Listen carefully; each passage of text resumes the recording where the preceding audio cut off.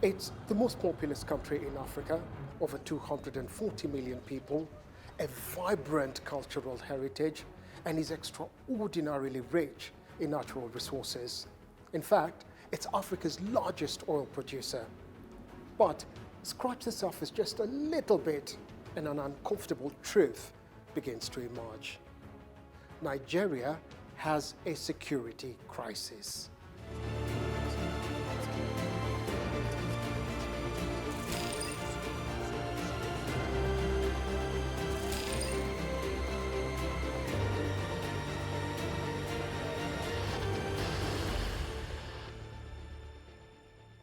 It's not about one criminal gang in particular.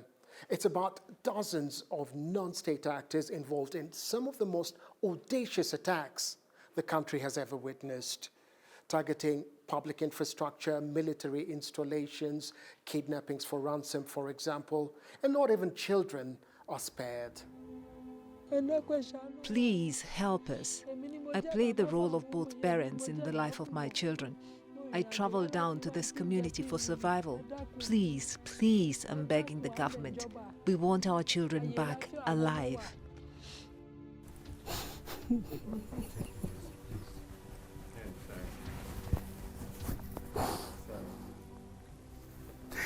This child is my hope. He is at 400 level. We have struggled for him to get to that stage, and suddenly they cut his life short. It was so painful. So painful. I was on duty in the university where I teach when I received the call. She left home before me and came to work like every other person, but she didn't return. So how did we get here? It's a bit difficult to pinpoint the genesis, but what most experts agree is that it's connected to the country's history, post-Civil War armed robberies, for example, ethnic religious clashes, and terrorism. In the last 5 decades, Africa's most populous country has faced a host of challenges in its nation-building journey. After gaining independence from Britain in 1960, Nigeria's first major test was a struggle for unity, stemming from the 1914 British amalgamation of diverse, independent ethnic groups into a single administrative state. Then came a civil war that left a lasting mark on the nation's long-term security. It was triggered by the secession of the eastern region, which declared the Republic of Biafra. The crisis happened against the backdrop of 2 military coups, disputed elections, and perceived marginalization of the Igbo people. Estimates of the number of people who died during the Nigerian Civil War vary significantly, from 500,000 to 3 million people. Within months of the Civil War ending, the nation would see an unprecedented rise in armed robberies owing to an influx of ex-combatants and light weapons on the black market. The government, alarmed by the surge in violent crimes, began public executions after introducing the death penalty via firing squad. Then, after the turn of the century, a new threat emerged. It started as a small radical sect in the city of Maiduguri in northeast Borno State. In 5 years, the group known as Boko Haram had launched one of the deadliest insurgencies in Africa.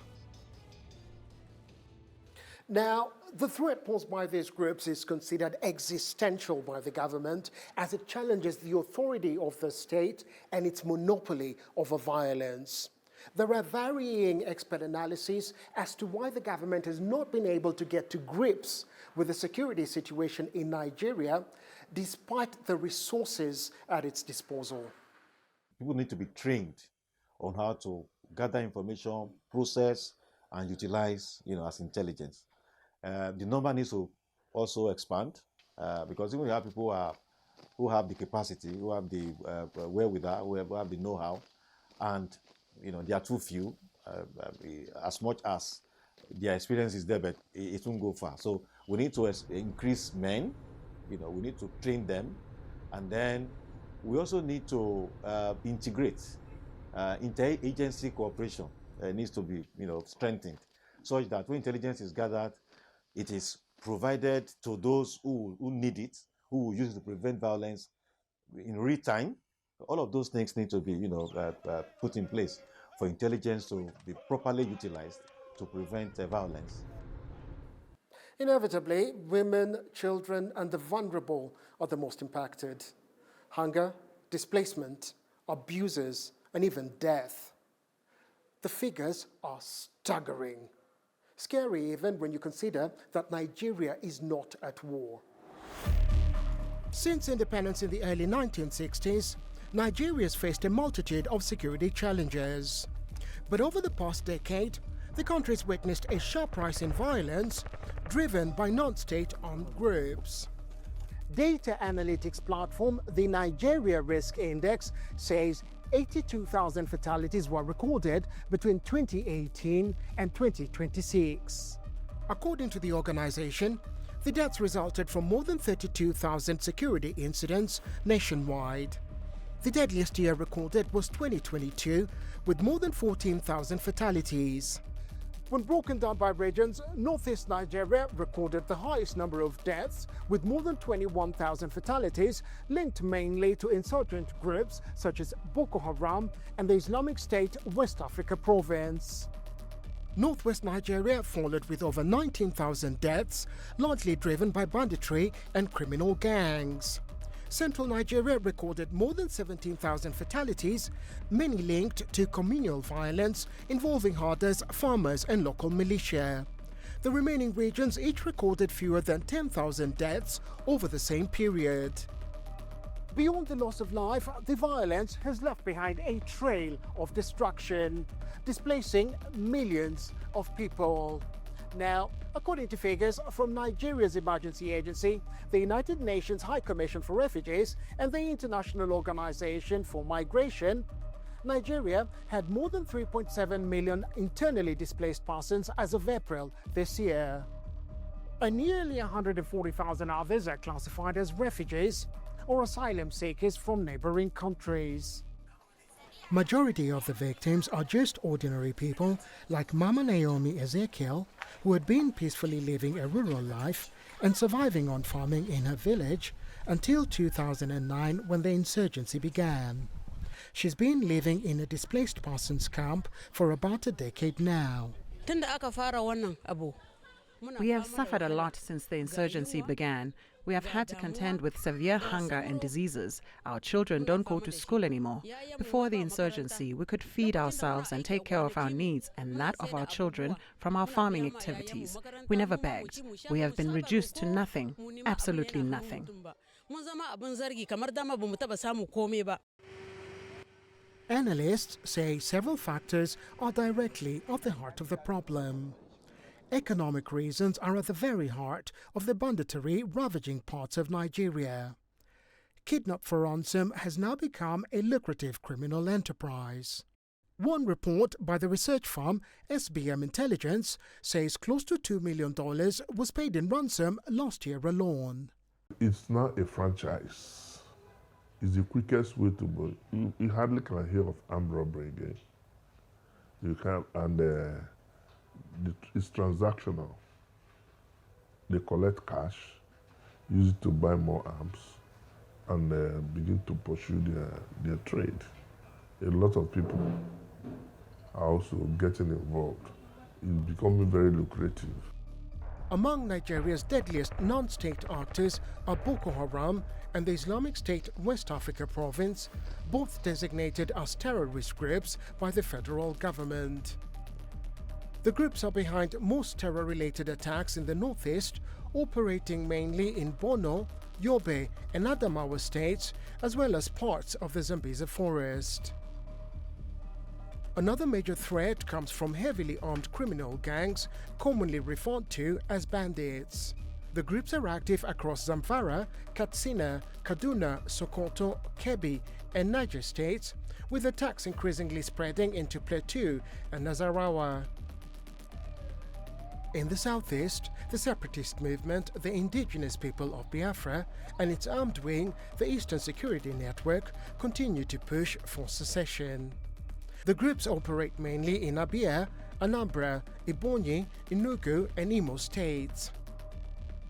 Nigeria also faces unrest in the oil-rich Niger Delta, where militant groups have long carried out attacks and sabotage while demanding greater control of regional resources. The groups are mainly active in Delta, Rivers and Bayelsa states. Elsewhere, deadly clashes between herders and farmers remain widespread across the Middle Belt and parts of the Northwest. Some of the violence involves armed Fulani militia groups operating in states including Kaduna, Katsina and Zamfara, with spillovers in Sokoto and Kebbi. The government is trying, but it isn't enough. Nigeria at this time faces multipolar insurgency and then other levels of violence, in different parts of the country. Apart from the fact that the government hasn't, equipped the military enough to be able to carry out the job, and sometimes the strategy adopted hasn't been the right one. We also have, inadequacies in human security, inability to provide basic necessities for the people.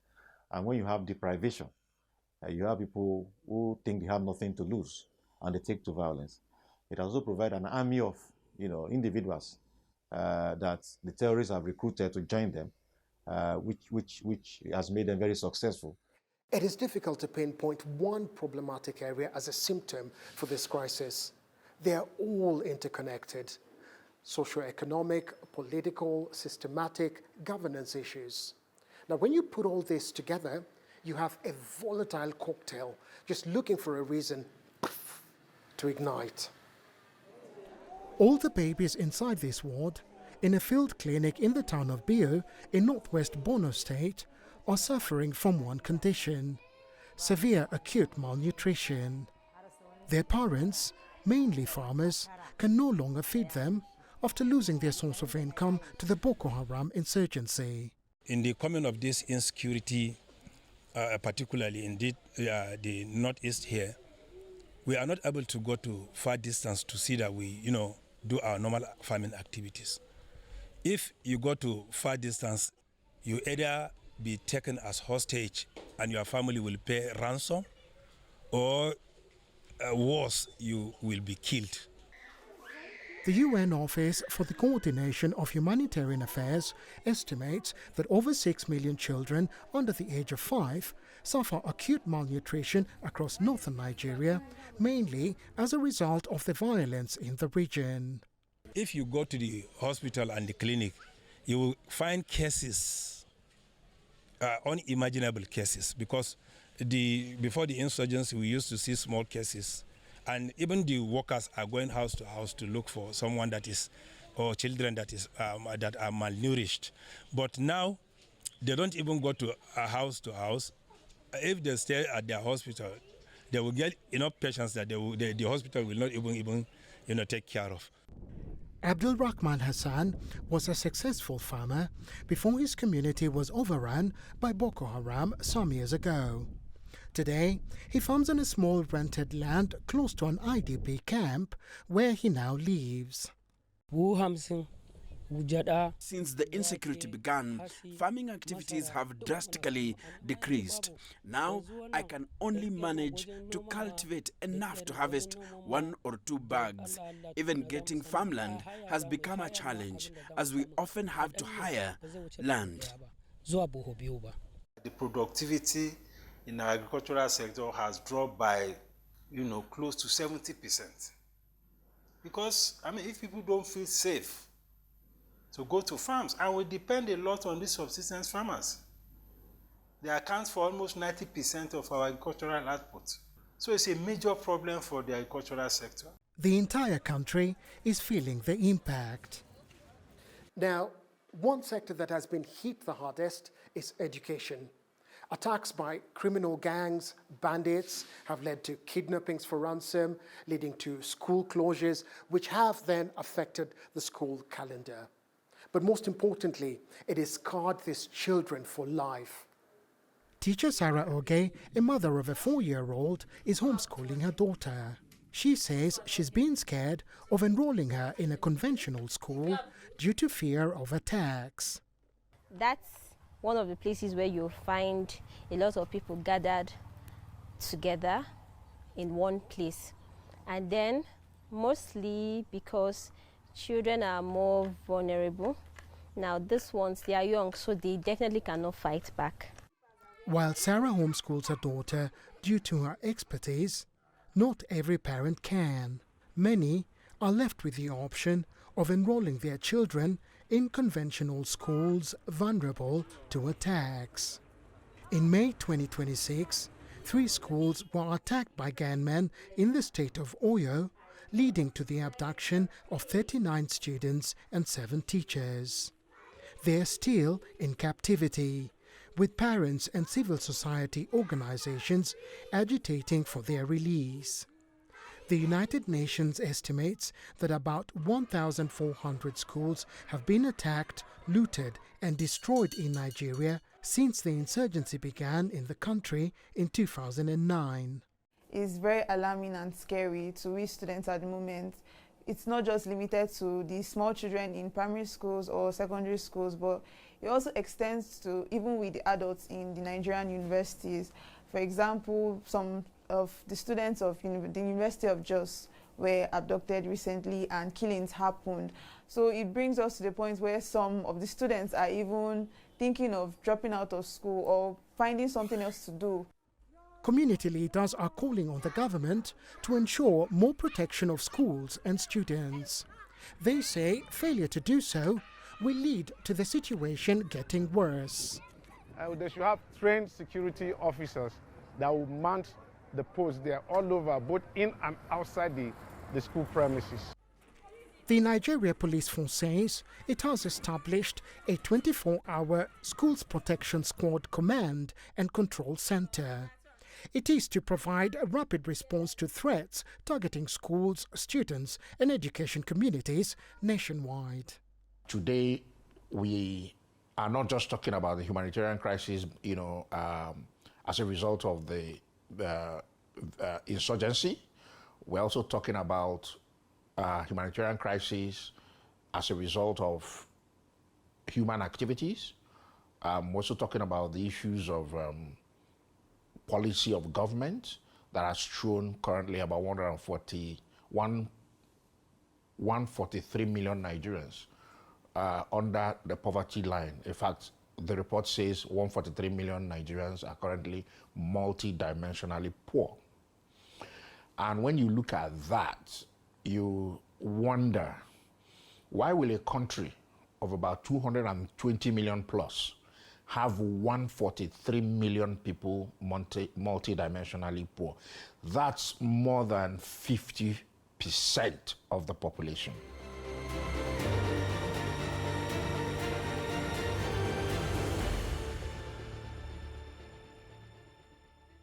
Now, they say when Nigeria coughs, the entire region sneezes.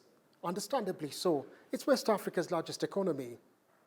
But insecurity in the country is threatening instability in the whole region, especially around the Lake Chad Basin, where we've seen spillovers from the violence.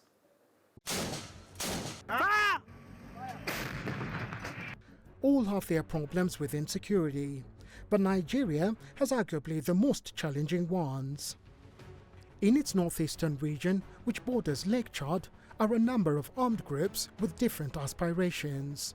They include Boko Haram and the Islamic State West Africa Province factions who wish to overthrow the Nigerian government, eradicate Western influences, and establish a fundamentalist Islamic State. They use the porous borders to evade Nigerian authorities, giving them the opportunity to advance their programs. In the process, trade routes are often choked up and communities terrorized in Niger, Cameroon and Chad. The fragility of all of these places and the security challenges they have, in addition to Nigeria's own challenges, means that the newer they are not new per se, but they are evolutions really of what's happening, means that this is a multinational and international crisis. It's no longer a strictly domestic one. The multinational joint task force, comprising Benin and the 4 Lake Chad countries, Nigeria, Chad, Niger, Cameroon, has achieved sporadic victories. The ECOWAS-sponsored group was put in place to improve security and coordination between governments. Yet, experts argue the force is crippled by funding shortages, trust, and a lack of real-time intelligence sharing. The fact that these groups are thriving, it's not just that they're there, they are thriving. That tells you that the multinational Joint Task Force has failed in its responsibility. Now, the reasons for the failure, we can debate them, but there is no debate about the fact that it has failed to do that, meet the objective laid out. On the international front, US-Nigeria Defense Cooperation remains active, centered on equipment sales and counterterrorism training. But with Washington signaling tougher conditions on military hardware due to human rights concerns, the future of that alliance hangs in a delicate balance. As the border remains fluid and the threats evolve, the question is no longer just how Nigeria will secure itself, but whether its neighbors can survive the fallout if it fails. If the government can help the farmers to fight insecurity, we the traders can buy things cheap and sell cheaper. There are times we go to the markets with our crops and are met with insecurity, and we end up running away. I'm on my way to work and I'm scared because of what we've been hearing so far about the insecurity and kidnap of teachers and the children. With every emerging threat, the government has adapted and faced it head-on. It's not easy, especially when you're battling insurgencies, criminal gangs and bandits on multiple fronts. At the same time, you're dealing with communal violence. At policy level, the government has introduced new measures to combat security threats. It's increased security budgets, at the same time enhancing capacity and capability. Our 2026 budget commits 5.41 trillion, our largest ever, to defense and security.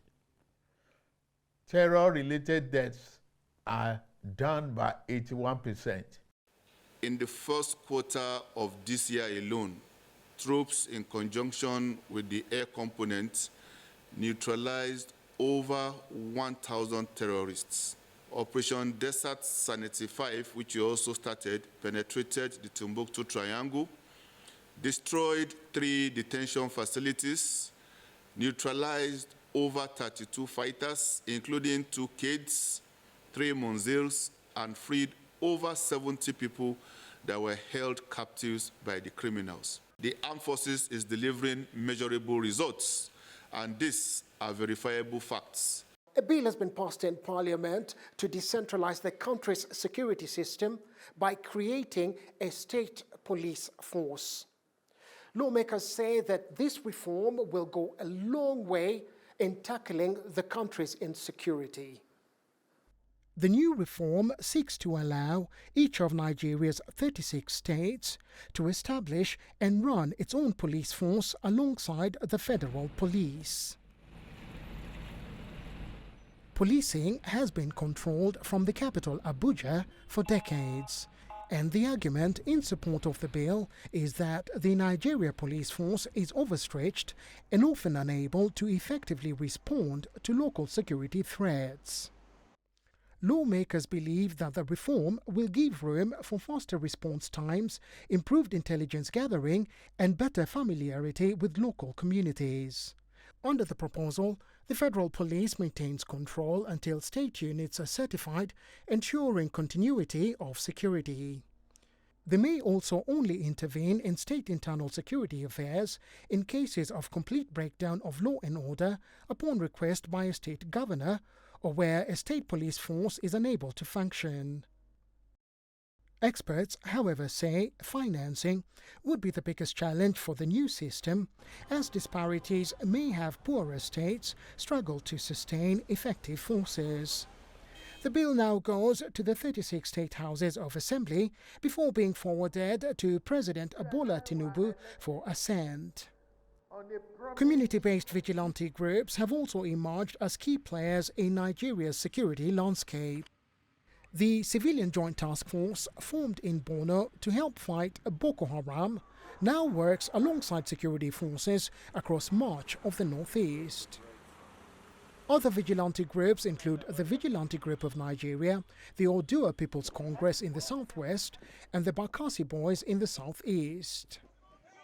Officials say interagency collaboration remains central to ongoing operations, with intelligence gathering and field deployments continuing nationwide. But Defense Headquarters says the nature of insecurity requires more than just manpower. Security officers, people that serve Nigerians, are working day and night, 24 hours, to solve these problems. It is not the issue of capacity, it is the issue of methodology and strategy that is involved in, especially when hostages are taken and when kidnapping cases are involved. Nigeria's security challenge is not only being fought on the battlefield, it is also being shaped by economic realities, governance gaps, and the effectiveness of institutions tasked with protecting citizens. Terrorism has evolved into a transnational challenge requiring international cooperation. Consequently, Nigeria has expanded strategic security partnerships with friendly nations and international organizations. Authorities say these partnerships are aimed at strengthening intelligence sharing, counter-terrorism operations, and border security across the region. Now, authorities have always maintained that their number one priority is the safety of Nigerians and that they are doing all they can within their power to ensure that Nigerians can go about their daily lives without the threat of violence. However, for those impacted by the violence, authorities have established a number of programs to assist them and their families. Aliyu Makama was for years involved in violence, looting shops, and attacking people in the city of Jos. We've changed his real name to protect his identity. Officials from the Center for Community Actions for Peace and Development reached out to Aliyu as part of rehabilitation efforts for insurgents and criminals in northern Nigeria. They came to the park where I was and invited me to their office. I came and they began counseling me on how to become a better person. Today I'm happy. I no longer smoke and take illicit drugs. With their support, I now have a barbing saloon and I'm working towards getting married soon. Thousands of people who've surrendered to Nigeria's armed forces have undergone the program. Officials of this NGO say the rehabilitation focus for criminals is different from that of their victims. Analysts say the de-radicalization process for insurgents and their victims comes with challenges, but call for increased victim support to prevent accusations of bias. The government says it has approved a compensation trust fund to improve victim support led by the Ministry of Justice. It is also partnering with international bodies to ensure victims of insurgency are taken care of. At the beginning, I said that Nigeria has a security problem. Yes, the government is trying to do all that it can to face these challenges, but perhaps the biggest resource the country has is its people. They've refused to be held back by the fear, they've refused to be held back by the violence, and have created this thriving society with a footprint on the global economy. Now imagine what they can achieve with a secure, stable environment.